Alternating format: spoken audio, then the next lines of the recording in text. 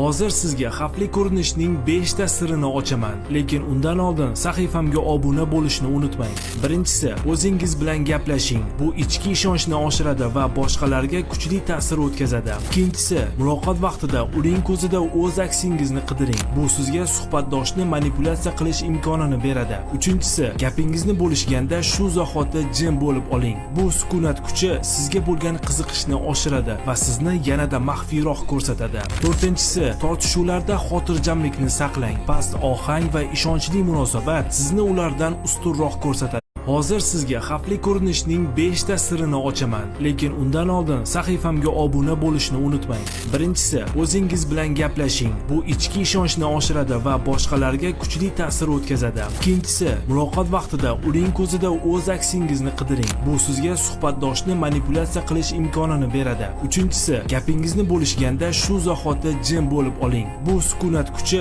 sizga bo'lgan qiziqishni oshiradi va sizni yanada maxfiyroq ko'rsatadi. To'rtinchisi, tortishuvlarda xotirjamlikni saqlang. Past ohang va ishonchli munosabat sizni ulardan ustunroq ko'rsatadi.